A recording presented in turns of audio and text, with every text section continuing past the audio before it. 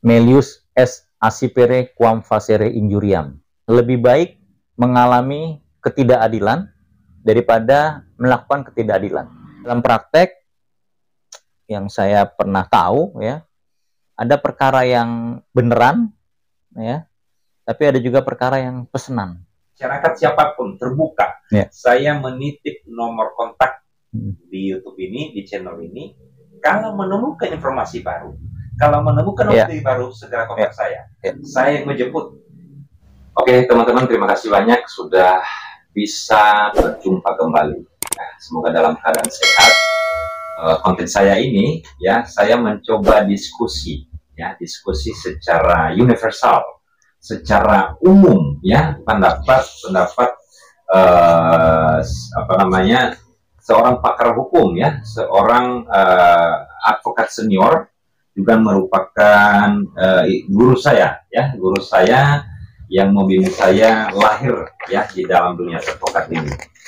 Sudah berapa lama ini, ya, dalam beberapa bulan ini beliau juga memantau, ya, perkara terkait dengan kasus, ya, almarhum Vina dan Eki yang terjadi di Cirebon yang berapa tahun yang lalu. Dan pada kesempatan ini saya bersama dengan Abang Da. Ini adalah advokat senior. Terima kasih banyak, Bang. Terima kasih banyak, Bang Geno. Terima kasih banyak. Kesempatan untuk bisa diskusi, Bang. Sama-sama. Terima kasih, Bang Geno.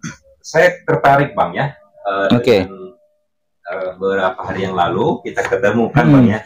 Kita ketemu, kemudian sedikit saya singgung terkait dengan kasus yang sekarang menjadi perhatian atau mencuri perhatian netizen, masyarakat se-Indonesia. Saya pikir juga ini sudah secara internasional, Bang, sangat cukup mencuri perhatian, dan banyak hal-hal yang mungkin ada yang menyebutkan ini tidak benar, ada yang menyebutkan ini yang benarnya, ada yang menyebutkan juga apa namanya, bisa disebut ini ada yang pro kontra, ya, Bang.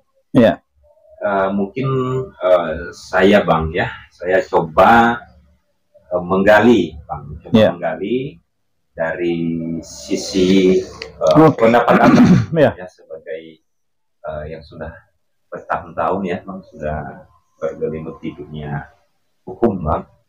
Kalau melihat, Bang, ya, kalau melihat kasus ini seperti apa, Bang, ya, melihatnya, Bang? Silakan, Bang. Iya. Bang, terima kasih, Bang Geno. Ini, aduh, saya juga mengikuti nih Geno Channel ini, saya ikuti terus, ya kan. Banyak edukasi ke masyarakat terkait perkara hukum, saya ikuti, saya cermati, ya kan, banyak hal yang bermanfaat bagi masyarakat. Itu terima kasih, Bang Geno, sudah apa namanya berkenan hadir di ruangan saya yang sederhana ini. Ya. Jadi sebenarnya saya kalau dibilang pakar hukum ya enggak juga gitu ya, cuma praktisi ya. Tapi terus kalau mengenai advokat senior pasti lebih banyak lagi senior-senior yang di atas saya gitu ya. Saya baru memasuki dunia praktisi ini di tahun ke-24 ini. Jadi masih banyak senior saya tuh, ada yang 30 tahun, 35 tahun yang lebih apa namanya? Yang lebih artinya lebih dulu menggeluti dunia hukum. Ya. Memang menarik ya terkait beberapa dinamika yang sekarang berkembang di masyarakat terkait apa namanya perkara yang memang menjadi pusat perhatian gitu ya, dan memang saya juga diikutkan gitu ya, dalam tim tersebut ya, dalam tim tersebut, termasuk juga berkas perkaranya juga saya sudah baca, saya sudah pelajari, saya sudah cermati lembar demi lembar gitu ya. Tapi memang ya tentunya karena ini sifatnya adalah kolektif tim ya, maksudnya tim. Nah, tentunya kita ada rambu-rambu di mana ada hal yang bisa saya sampaikan, tapi ada juga yang disampaikan oleh tim. Nah, jadi sifatnya saya tadi seperti yang Bang Genu sampaikan, ya mungkin ulasan umum saja, gitu ya, ulasan umum. Ya pastinya, Bang, mohon maaf nih karena ternyata Abang bagian dari tim juga ya. Betul. Tim betul. Penasihat hukum ya. Iya, betul. Hukum di siapa nih, Bang? Iya, Kan sekarang yang ramai itu ada katanya, Bang, mungkin ya informasi, kayaknya informasi ini informasi benar juga. Ada penasihat hukum 7 terpidana, yang lain-lain. Abang di mana nih, Bang? Ya, saya yang pasti sempat juga ikut dalam tim yang mau mewawancarai terpidana. Oke, jadi salah satu terpidana yang ada di Kebonwaru, saya bagian dari tim yang mewawancarai salah satu. Siap. Begitu, Bang Gino. Oke, Bang. Gimana, Bang? Sebenarnya kasus ini apa sih sebenarnya kan? Ya. Kok begini seperti bola liar gitu loh, Bang. Ya, lempar sana, lempar sini. Jadi mungkin banyak yang kemudian bingung melihat ini sebenarnya kasus ini seperti apa dari sisi pendapat Abang sebagai apa namanya pakar hukum ya, Bang, sebagai seorang advokat senior, Bang, izin bagaimana, Bang, pendapat melihat kasus ini? Oke, begini, Bang Genus, sebagai praktisi saya menyimpulkan apa sih hukum itu, kan gitu ya. Apa sih hukum itu? Kita udah belajar dari semester 1 sampai semester 7 sampai selesai. Terus mungkin kita nimba-nimba ilmu lagi, ilmu hukum di berbagai tempat, di jenjang yang lebih tinggi lagi, mungkin strata-strata berikutnya. Pemahaman saya hukum itu tidak lari dari peraturan atau aturan, tidak lari dari fakta, dan tidak lari dari bukti atau pembuktian atau alat bukti. Ya, jadi ada tiga terbicara hukum itu bicara tiga hal. Dia bicara aturan atau peraturan, dia bicara fakta hukum, dan dia bicara bukti atau alat bukti. Gitu ya. Jadi tiga komponen ini menurut saya bagian yang harus punya keterkaitan satu dengan yang lain. Gitu ya. Keterkaitan satu dengan lain. Jadi harus ada peraturannya dulu, ya kan? Harus ada pasalnya dulu, ya kan? Harus ada undang-undangnya dulu, baru kita masuk bicara apa sih faktanya yang terjadi. Gitu kan, apa sih ini faktanya, misalnya kan seperti itu. Ini masuknya ranah undang-undang apa sih? Apakah masuk ke KUHP atau masuk undang-undang lain yang lebih spesialis misalnya, gitu ya. Lalu setelah ada fakta hukumnya, apa buktinya? Ya, apa hal yang bisa membuktikan itu? Apa hal juga yang menjadi barang buktinya? Ya, jadi kalau kita bicara hukum, tentunya ada alat bukti, ada barang bukti, dan semua itu harus berkesesuaian. Harus berkesesuaian. Kalau hukum itu nggak bisa sepotong-sepotong. Kalau ada yang nggak nyambung berarti harus ditelaah ulang, gitu. Harus ditelaah ulang, gitu kan. Nah, terkait dengan sekarang yang sedang ramai, ya, perkara yang sedang ramai di publik. Tadi Bang Geno sudah sebutkan mengenai perkara Cirebon dan lain-lain. Ya tadi silakan sambil diminum. Oke, ya. Jadi saya mencermatinya dari pertama berkas perkara. Ini berkas perkara. Ini berkas perkara dari 7 terpidana ya. 7 terpidana yang sekarang yang ada di penjara. Betul. Yang ada sekarang di Bandung ya. Abang bisa sampai di tangan kasus perkara ini karena Abang sebagai salah satu penasihat hukum itu ya. Kami salah satu. Tadi Abang menyebutkan bahwa alat hukum itu nggak terlepas dari aturan hukumnya, pasalnya, terlepas juga masalah alat bukti itu yang merupakan dari bagian barang bukti gitu ya. Dari 7 terpidana ini ada apa? Ya, jadi saya ulas. Saya melihat perkara ini pertama dari berkas perkara, kedua dari wawancara. Ya, wawancara langsung dengan salah satu terpidana. Sepertinya saya harus pakai inisial saja. Inisial H. Iya, inisial H ya. Inisial H yang saya wawancara, gitu kan. Nah, bukan saya aja, jadi ada teman-teman juga dari tim yang ikut di wawancara itu. Termasuk saya. Dan termasuk saya juga yang bertanya, gitu ya. Nah, jadi kami pelajari berkas perkara lembar demi lembar. Kami pelajari kami wawancara, ya, dan selebihnya kami mengkaitkan dengan hal-hal yang berkembang di umum. Berkembang di umum tuh begini, banyak ada yang membuat satu mungkin statement-statement di media, ya, baik di media online, ya, dalam rangka mungkin konten-konten ya. Seperti itu ya, atau mungkin dari kayak Bang Geno juga nih dari YouTube misalnya kan. Itu kami telusuri juga ya. Tuh kami telusuri artinya narasumbernya. Gitu. Kami telusuri narasumbernya, kami cermati kontennya, artinya isi daripada wawancara itu gitu ya. Nah, akhirnya dari situ saya pribadi bisa ngambil suatu mungkin belum menuju kesimpulannya, tapi setidaknya benang merahnya itu setidaknya saya sudah dapat. Oke. Yang berkembang sekarang, Bang. Yang berkembang sekarang itu adalah sebagian atau ada pro kontra ya. Sebagian itu ada yang mengatakan bahwa ini benar-benar kecelakaan. Sisi yang lain adalah ada yang mengatakan bahwa ini murni pembunuhan. Nah, dari beberapa hal yang sudah dilakukan Abang ya bersama dengan tim, secara gambaran umum, perkara ini menurut kasat mata Abang ini perkara apa? Kecelakaan, pembunuhan atau apa, Bang? Ya, ini menarik ya, dan kita harus betul-betul jeli dalam rangka menelaah ini Adinda ya. Artinya kita tidak bisa ujuk-ujuk sampai pada satu kesimpulan kalau menurut saya begitu ya. Maka dari itu merujuk daripada alur yang tadi saya sebut sebagai benang merah ya. Ini terjadi di 27 Agustus tahun 2016 ya. 2016 ya. Itu udah lama banget tuh, 8 tahun berlalu kan. Nah, 8 tahun berlalu, yang di 2016 itu perkara ini punya apa ya, memang tadi Bang Genu betul itu, ada yang bilang inilah kelantas, ada yang bilang ini perkara pembunuhan. Iya, kan berkembangnya begitu gitu ya. Oke, tapi begini ya, saya mesti sampaikan juga dengan tidak mengurangi rasa hormat pada keluarga korban ya, kami ikut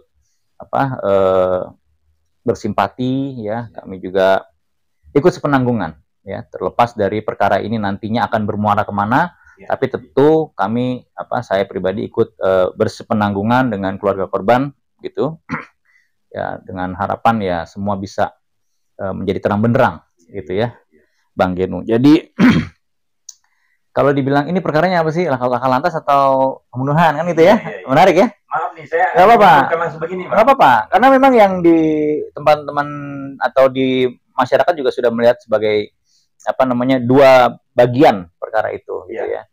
Ya kalau kita bicara ini perkara misalnya lah, kita masuk dulu ke perkara pembunuhan aja dulu ya, misalnya seperti itu.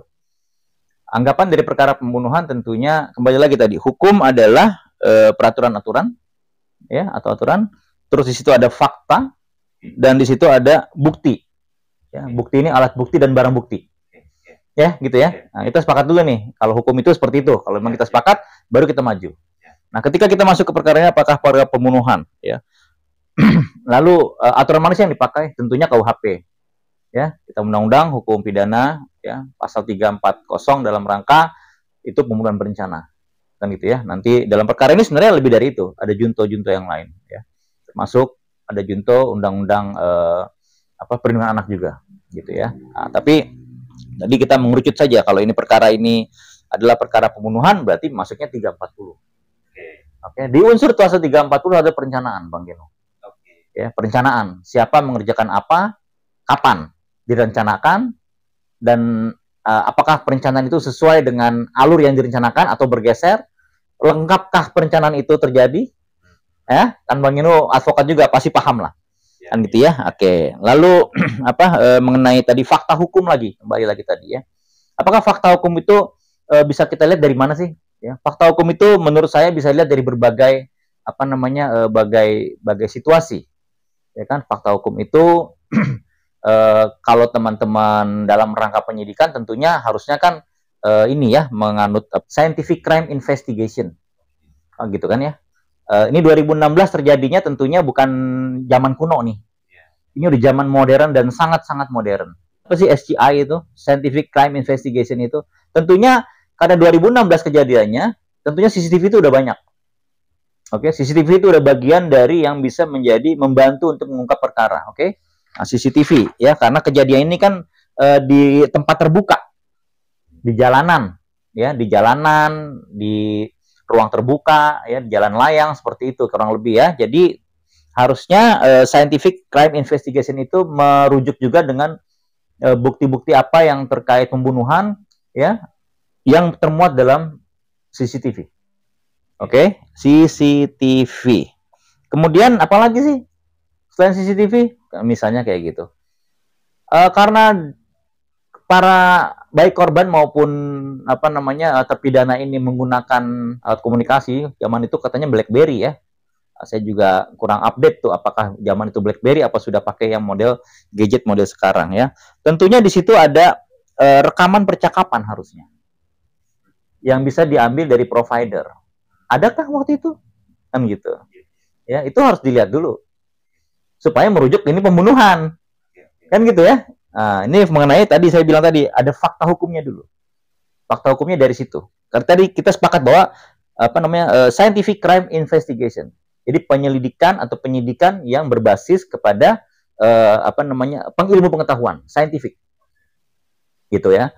Oke, tadi sudah kita sepakati CCTV, terus rekaman pembicaraan, chat atau sebagainya dari BlackBerry maupun dari gawai-gawai lain. Lalu apalagi misalnya? Scientific nih misalnya.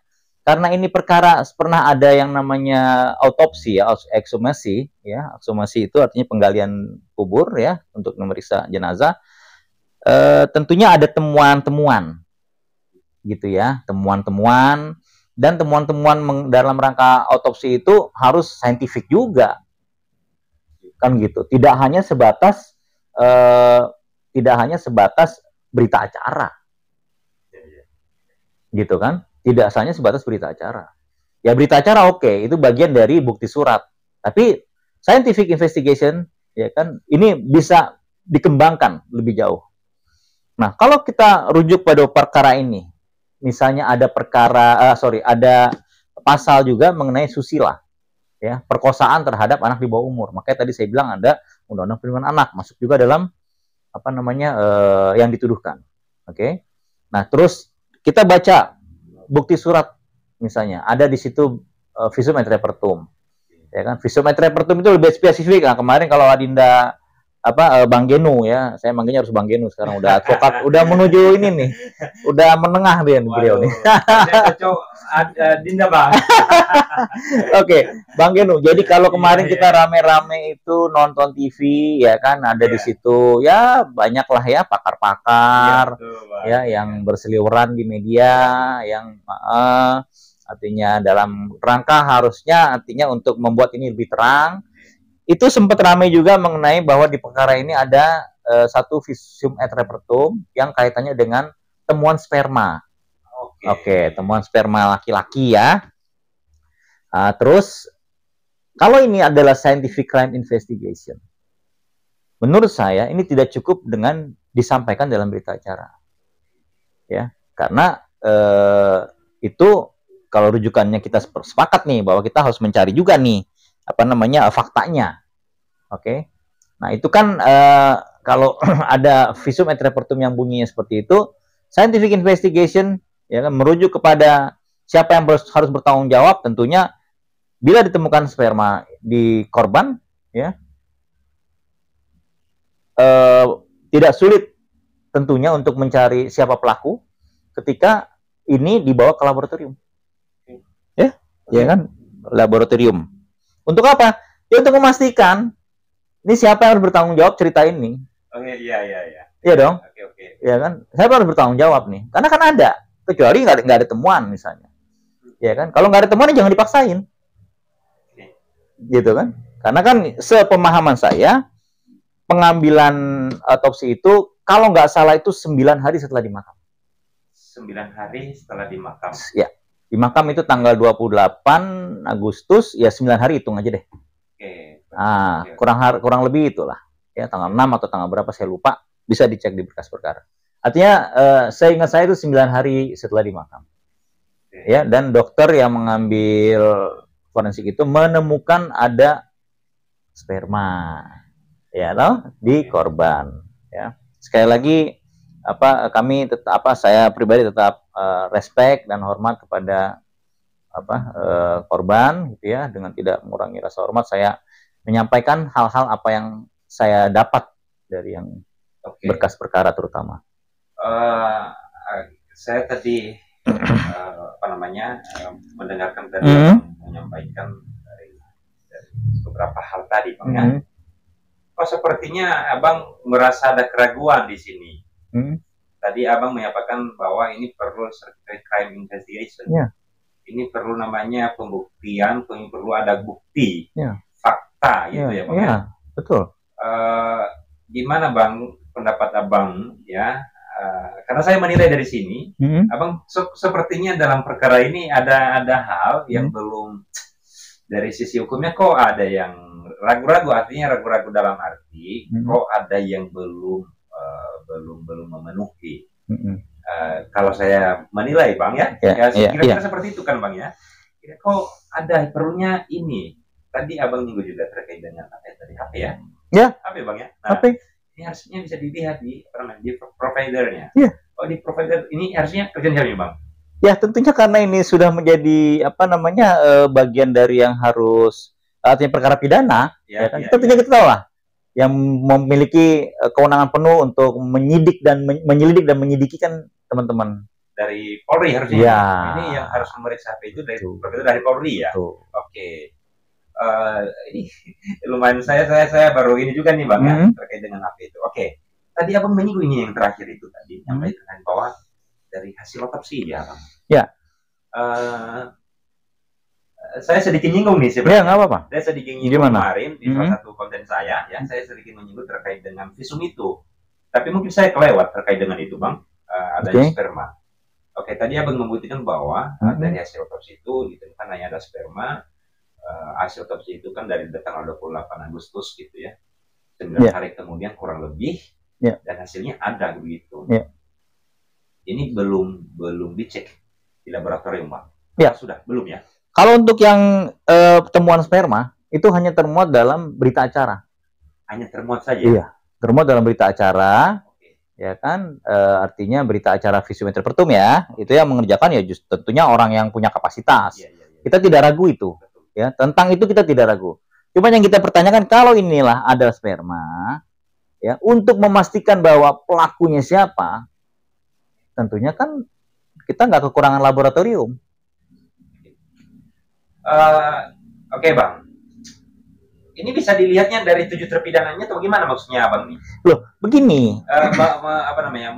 Kan ini atau bagaimana, Bang, prosesnya nih? Ya, begini. Ya, tadi sebenarnya saya belum selesai. Ini ada tadi kan ya, ada peraturan-aturan ya 340 tadi merujukannya ke sana. Faktanya tadi scientific crime investigation. Nah, ini tadi yang ada yang dimensi ketiga itu bukti atau alat bukti. Ya kan? Nah, bukti atau alat bukti. Alat bukti itu apa sih? Kan gitu ya, dalam perkara pidana taruhlah kayak gitu. Tentunya keterangan saksi. Ya kan? Yang termuat dalam mana? Dalam berita acara. Kan gitu, ya kan, keterangan saksi yang termuat dalam berita acara. Itu yang nanti akan dikonfirmasi di pengadilan. Benar apa enggak? Hakim akan nanya, ya kan, apakah Anda tetap pada jawaban di berita acara pada saat diperiksa atau ada hal lain atau mencabut, kan gitu.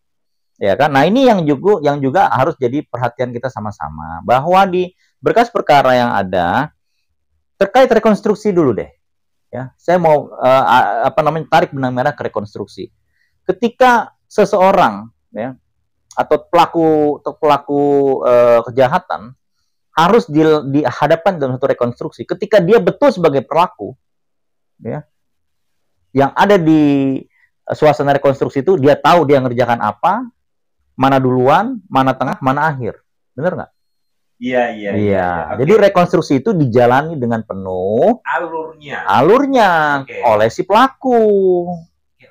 Karena dia tahu, ya kan? Misalnya kita bicara maling lah. Ya toh, maling nih, kamu jalan dari mana dulu? Maling kucing atau maling burung? Ya kan, kamu maling kucing dari mana dulu? Saya udah amati, Pak, gitu kan. Sehari sebelumnya saya ngamati tuh ada kucing mahal. Akhirnya saya amati. Terus saya lihat tuh kucing sering main di sekitar pojokan. Ya kan, dan dari pojokan itu saya bikin celah rongga biar kucingnya bisa saya ambil, kan gitu. Oke, artinya dia tahu alur itu dan termuat dalam berita acara rekonstruksi. ya. Tapi dalam berita acara dalam perkara ini, berita acara rekonstruksi itu dilakukan oleh pengganti. Maksudnya pengganti ini? Ya pengganti itu peran pengganti, bukan oleh si terpidana terdakwa sendiri. Oh, yang terpidana yang sekarang? Iya, Bang. Betul. Ini benar 7 ya? Iya. 7 terpidana ini waktu rekonstruksi, ya. Mereka nggak dihadirkan. 8 bukan. Oh, 8 ya? 8 terpidana ini, mereka nggak dihadirkan. Begini, di rekonstruksi itu diadakan ya. Okay. Nah, pada saat diadakan kan masing-masing tadi saya sebutkan kan, artinya siapa mengerjakan apa, siapa melakukan apa, kan gitu. Tinggal nanti dilihat perannya masing-masing. Dia ngapain. Lah ini nggak ada. Artinya mereka pada saat rekonstruksi mereka bikin berita acara penolakan rekonstruksi. Kenapa? Saya menyimpulkan mereka nggak ngerti mesti ngapain. Kenapa? Karena mereka nggak tahu waktu itu saya ngapain ya kan, artinya dalam perkara pembunuhan, perkosaan tuh saya ngapain? Oke Bang, mereka kan nolak nih. Iya. Tapi rekonstruksi terjadi. Peran pengganti. Berita acaranya. Peran pengganti. Nggak ditandatangani. Peran pengganti. Pengganti, ya. Ada berita acara penolakan ada. Oke. Yang melaksanakan itu? Ya, tentunya yang melaksanakan adalah rekan-rekan yang punya kewenangan dalam menyelidiki dan menyidik. Ya, sambil minum dulu dong. Sambil minum. Boleh ya? Ini teh gula aren, Bang Geno. Ini apa namanya? Teh gula aren. Rekonstruksi itu mereka jadi peran pengganti. Iya. Terus apa lagi Bang yang harusnya? Iya. Jadi sebagai yang nggak terlalu lama sih saya punya pengalaman ya dalam rangka berprofesi, tadi saya sudah sebutkan ya. Tapi setidaknya dari pengalaman yang pernah saya jalani, saya pernah perkara pidana saya pernah terhadap terdakwa itu pernah first prah ya, bebas murni, pernah onslah juga, bahkan juga ya pernah juga satu waktu eksepsi saya diterima gitu dalam perkara pidana. Saya melihatnya nih begini ya. Saya melihatnya ini perlu telaah dari hulu perkara ini. Dari awal. Ya, supaya kita mau terang dulu nih. Ya, kita kan harus ini ya, tidak boleh ada yang tutupi ya. Kalau nggak salah Bapak Presiden sudah kasih amanat tuh. Ya kan, buka seterang-terangnya, jangan ada yang tutup-tutupi. Kan gitu kan. Dan itu berlaku pula tidak terbatas kepada siapa dan siapa, termasuk juga kepada yang menangani perkara, termasuk advokat dan yang mendampingi para terpidana. Itu harus buka secara terang benderang, tidak boleh ditutupi.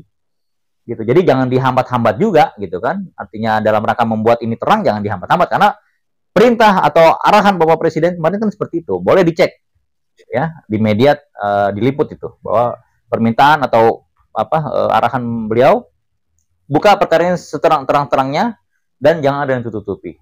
Nah, kalau kita mau mengikuti petunjuk Bapak Presiden dalam rangka itu tadi, ya, perkara ini harus ditelaah dari hulu, dari awal. Tidak ada scientific crime investigation, ya, berita acaranya juga, ya, rekonstruksi rekonstruksi itu tidak dilaksanakan, gitu ya, ada peran pengganti di situ. Visum et repertum juga, ya, tidak ada hal yang spesifik menjelaskan ini spermanya siapa dan lain-lain. Padahal waktu itu kan terpidana itu kan ada di situ, ya, tinggal dibawa aja ke lab, ya kan, apa susahnya sih, ya kan, bawa ke lab, panggil, cek aja tuh di laboratorium ketahuan kan gitu, gampang. Artinya setuju saya bahwa ini harus di setiap perkara yang harus diperiksa secara saintifik. Crime investigation. Oke. Berarti Bang, sepertinya dalam proses sebelumnya ini Bang memberikan pendapat bahwa ini harus ada yang dilengkapi, harusnya, gitu ya Bang. Berarti untuk berikutnya ini harus dilakukan bedah ulang perkara. Bedah perkaranya harus mulai dari hulu sampai ke hilir Bang ya. Oke. Secara umum Abang melihat dari beberapa tadi, apa kira-kira lagi yang harusnya gitu ya, namanya harusnya dalam perkara ini dilakukan gitu. Iya. Ya harusnya yang lalu itu ya kan alur saja. Gitu kan, alur saja bahwa apa namanya kalau ada begini. Yang lalu itu kan pertama kali yang menangani ini kan Satlantas. Kan gitu ya. Satlantas ya. Iya. Satlantas yang pertama kali ini. Yang di Polres atau mana di Bang? Kalau nggak salah Polsek ya. Polsek Talun atau apa yang nangani perkara ini. Satlantas Polsek Talun. Gitu ya, di Cirebon sana. Jadi Cirebon Kabupaten kalau nggak salah. Ya alur saja harusnya. Kan gitu ya, alur. Makanya tadi kalau kembali ke hulu, alur dulu nih. Satlantas waktu itu meriksa seperti apa, olah TKP-nya seperti apa, terus temuan-temuan lapangannya gimana gitu ya. Apakah ini benar-benar laka lantas seperti yang di teman-teman itu lakukan di awal gitu kan. Karena kan kesininya kan ya apa ya, banyak bermunculan asumsi-asumsi yang mungkin perlu asumsi itu dikonkretkan menjadi hukum tadi.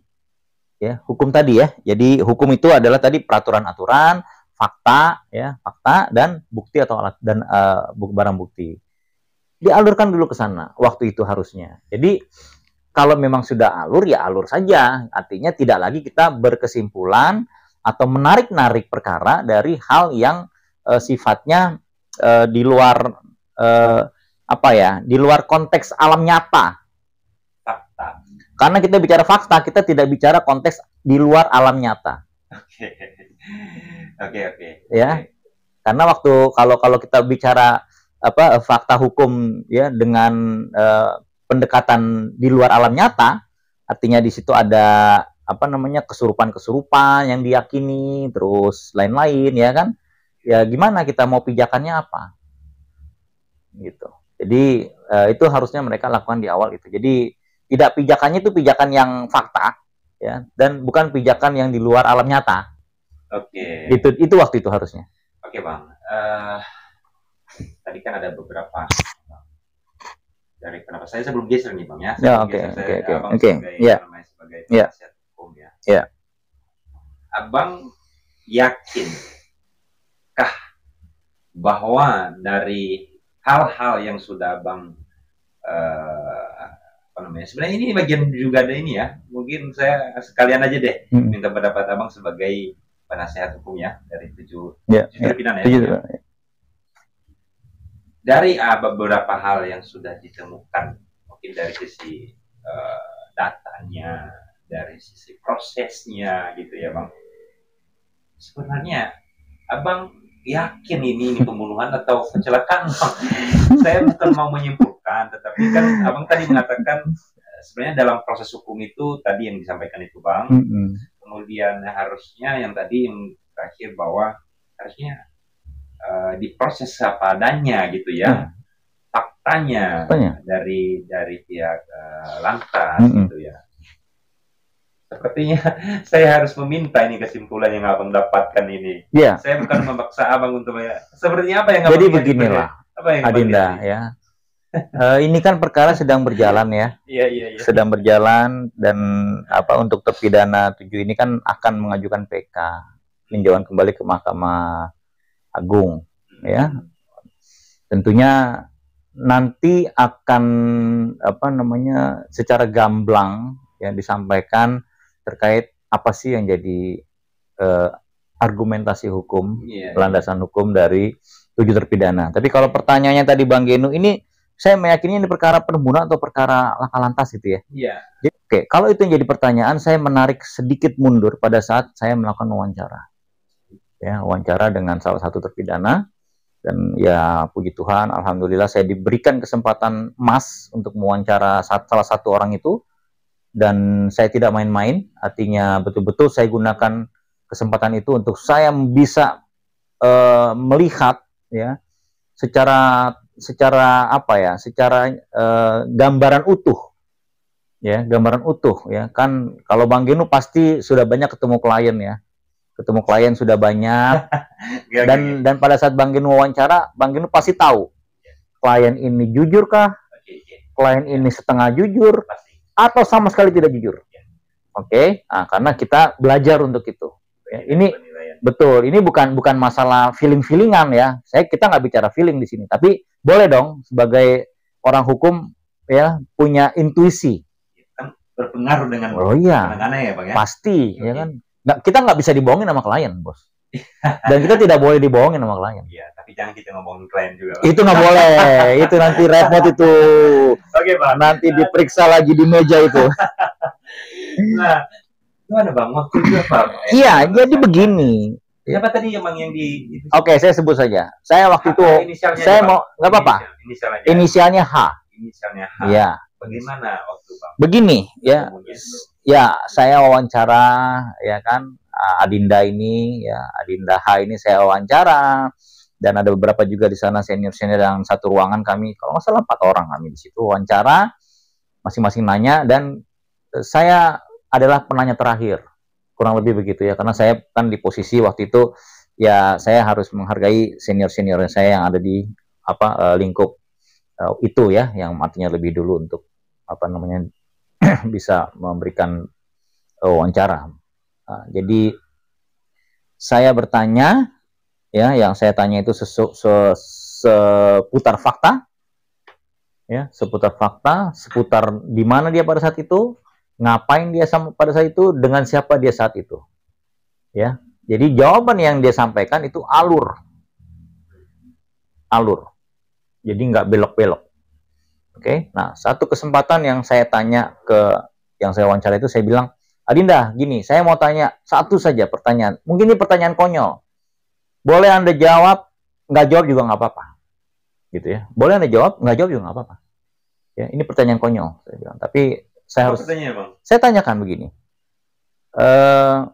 Setelah Anda mengalami ini, 8 tahun Anda di penjara, ya, ada putusan seumur hidup, ya. Setelah alami ini, apa sih yang ada di perasaan atau yang ada di hati Anda itu?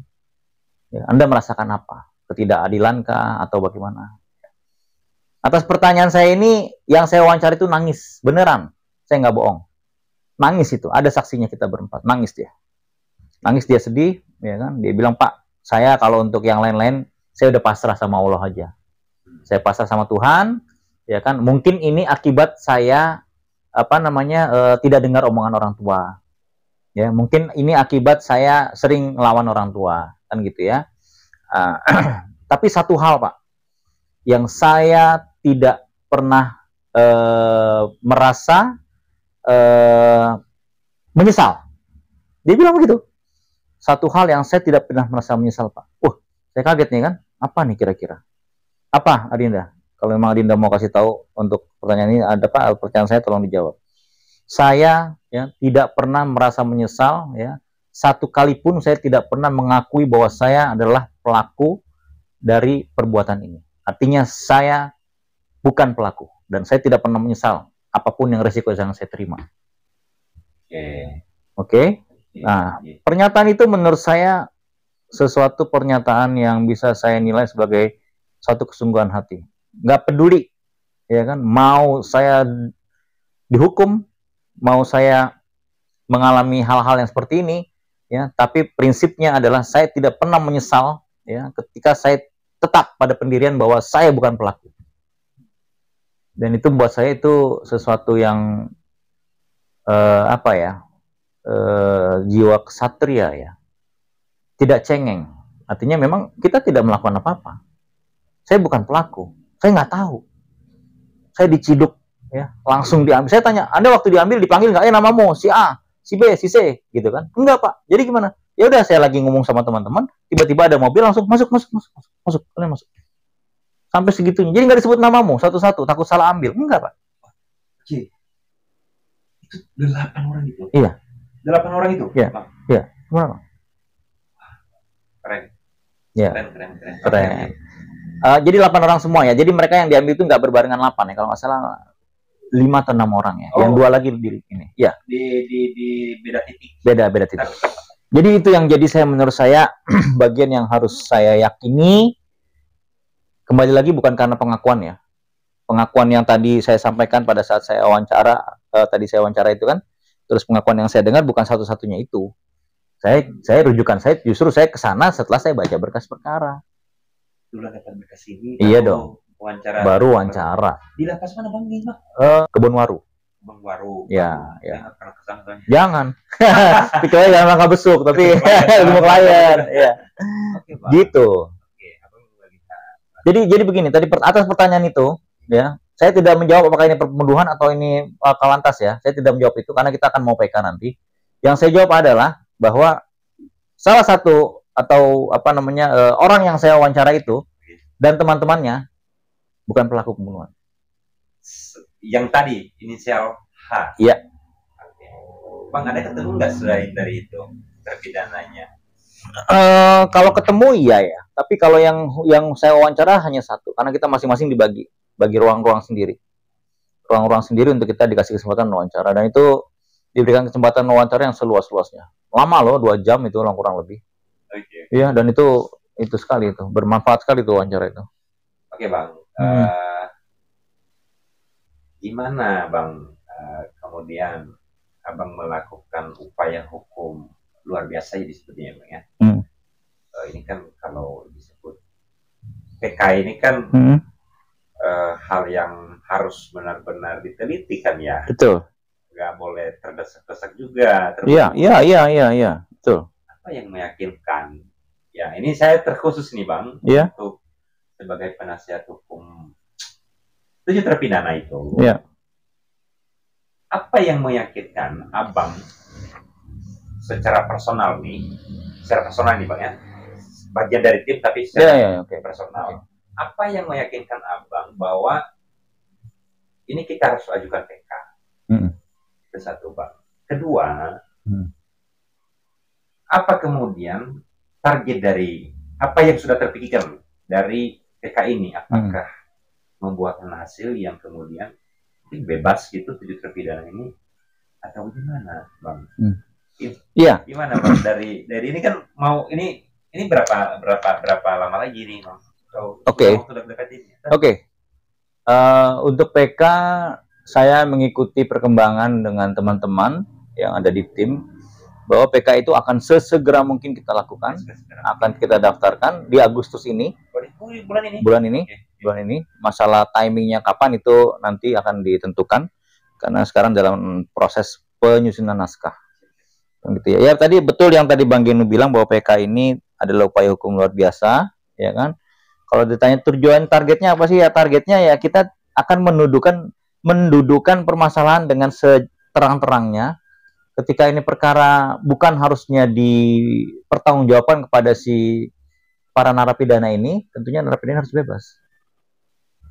Yakinnya gimana Bang? Oke, baik. Kalau soal yakin, tentunya kembali lagi tadi nih, hukum itu apa sih? Ya kan, balik lagi gitu kan. Ada peraturan-peraturan, di situ ada fakta, di situ ada bukti, ya. Alat bukti itu alat bukti dan barang bukti, ya. Kita akan meramu sedemikian rupa, bukan ini artinya kita akan membuat satu konstruksi hukum, ya. Kalau bicara PK, yang saya pelajari dari, kalau nggak salah kemarin saya sempat menonton waktu ada narasumber di TV, itu Profesor Dr. Gayus Lumbun, mantan Hakim Agung, ya, itu termasuk ya idola saya juga beliau, ya. Jadi beliau menjelaskan substansi PK itu, ya, PK pidana ya, terutama apalagi dalam perkara yang ini adalah bagaimana kita menjelaskan bahwa para pelaku itu atau terpidana ini, ya, bukan pelaku, artinya error in persona. Oke. Yang kita jelaskan error in persona, ya, salah orang. Oke. Salah orang, ya. Setelah kita menjelaskan itu salah orang, ya, atau tidak ada kaitannya dengan perkara itu, ya, si orang-orang terpidana ini, kita menjelaskan juga menurut beliau adalah error in objecto. Jadi objek perkaranya udah salah. Gitu ya. Jadi dua hal ini yang menjadi pendapat saya untuk bisa diangkat ke permukaan. Pertama error in persona, kedua error in objecto. Nah, nanti kita bisa lihat konstruksi apa yang akan dibangun, ya, bahwa memang tujuannya adalah bahwa terpidana ini bebas. Karena itu tadi, ya, bahwa ada kesalahan terhadap orang, ya, dan ada juga kesalahan terhadap objek perkara. Jadi error in persona dan error in objecto. Dua hal ini yang kemudian meyakinkan abang atau begini? Atau bagaimana, Bang? Ya, setidaknya sekurang-kurangnya harus dua ini harus disampaikan ke dalam kita apa namanya memori PK-nya. Oke. Sekurang-kurangnya ini, ya, sekurang-kurangnya dua ini. Bagaimana kita menjelaskan bahwa ini adalah error in persona, salah orang, gitu kan? Terus ini adalah error in objecto, objek perkaranya udah salah. Itu yang kita sampaikan dalam apa namanya pendapat saya dalam nanti rumusan memori PK gitu. Di samping lain-lain juga disampaikan juga kejanggalan-kejanggalan yang ada, ya kan, hal-hal apa yang mungkin dalam proses penyidikan itu hanya bagian-bagian yang sebagai informasi lah, informasi tambahan kepada Majelis Hakim Agung yang mulia, gitu kan, sebagai tambahan bahwa ada loh kejanggalan ini Pak Hakim, gitu kan. Kejanggalan dari prosedur, kejanggalan dari proses-proses mungkin administrasi yang harusnya bagaimana, ya kan, ternyata dibikinnya bagaimana, seperti itu. Ini abang mengajukan berarti PK ini tim mengajukan PK ini ya, dengan berdasarkan bukti baru, ya, atau bagaimana, Bang? Iya. Kira-kira abang bisa kasih gambaran, Pak. Tidak harus menyebutkan objeknya, buktinya, tapi sudah adakah? Oke. Jadi itu gitu maksud saya, Pak. Iya, begini Bang Genu. Betul tadi bahwa rujukan daripada PK ini adalah novum atau bukti baru, ya. Bukti baru itu apa saja sih, kan gitu ya. Jadi kembali lagi nanti kita mengikuti ketentuan di KUHP, apa sih yang disebut bukti, kan gitu ya. Di situ ada keterangan saksi, keterangan ahli, ya kan, alat bukti surat dan lain-lain gitu ya. Itu nanti akan diungkapkan, ya. Tentunya novum itu kita hadirkan saksi, ya, kita hadirkan saksi, kita hadirkan ahli, ya, yang tentunya ahli yang berkompeten di bidangnya, ya. Banyak ahli nanti yang akan kita mintakan untuk bisa terlibat dalam rangka membuktikan bahwa untuk memberikan perkara ini menjadi terang benderang. Oke, Bang. Gitu. Kemudian Bang, apa kemudian yang dari beberapa nanti saksi yang dihadirkan itu, mungkin ada yang lain kan, apa gitu, yang berkeliaran sekarang kan ada beberapa hal, Bang. Apakah itu sudah menjadi bagian dari bukti nanti yang diajukan dalam PK selain dari keterangan tadi, keterangan saksi, ya, keterangan saksi, ahli gitu ya, Bang. Apakah ada kemudian yang lain, Bang, kira-kira? Ya, kita tetap mengacu pada ketentuan KUHP terkait bukti, ya, yang dapat diajukan sebagai bukti baru, ya, atau novum sesuai dengan ketentuan KUHP, ya. Mungkin kalau ditanya seperti itu, apakah ada yang lain? Bisa saja ada yang lain. Artinya banyak beberapa pengakuan-pengakuan atau statement-statement pernyataan yang dimuat di media sosial. Oke. Gitu. Jadi mungkin itu bagian yang akan disampaikan juga di banyak tadi yang kita bahas, Bang. Apa yang menjadi pesan, ya, atau apa yang menjadi harapan, Bang, terhadap kasus ini? Oke.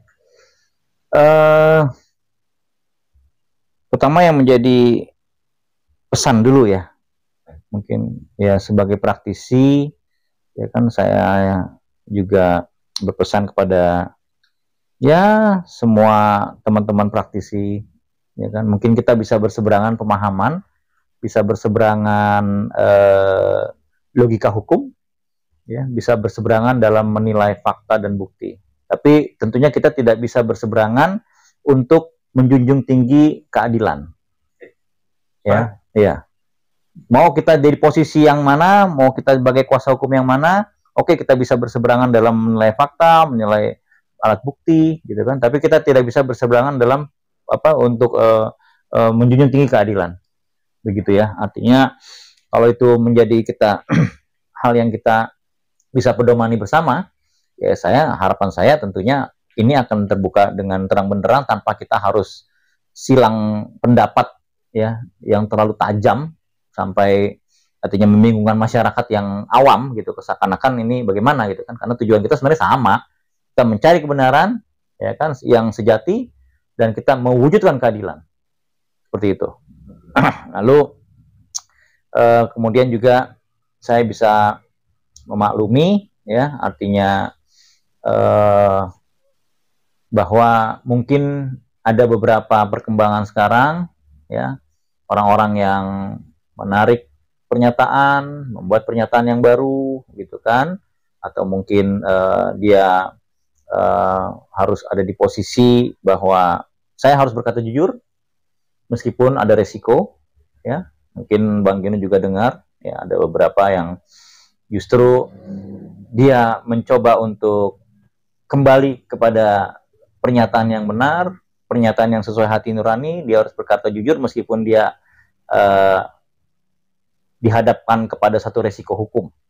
Karena waktu itu dia bilang A, sekarang dia harus bilang bahwa itu tidak A, tapi B.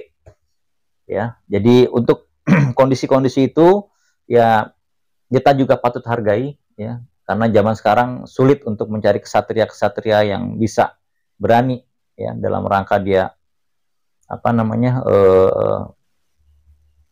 memberikan suatu kebenaran itu dijunjung tinggi ya. Melius est acipere quam facere injuriam. Ya, jadi di situ disebutkan arti luasnya adalah lebih baik mengalami ketidakadilan daripada melakukan ketidakadilan. Jadi mungkin teman-teman yang kemarin kita sama-sama tahu ya, yang artinya sudah mengambil posisi bahwa saya harus mengungkapkan suatu keadilan, mengungkapkan suatu kebenaran demi terciptanya keadilan kepada 7 terpidana, 8 terpidana itu, ya artinya sangat patut diapresiasi menurut saya, karena dia bisa untuk mengambil satu resiko hukum, ya. Tentunya ini tidak mudah, ya. Kita semua juga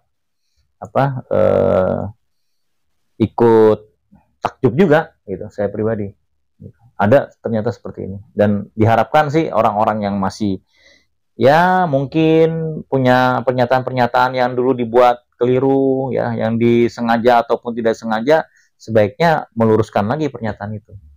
Karena dalam praktek yang saya pernah tahu ya, ada perkara yang beneran ya, tapi ada juga perkara yang pesenan.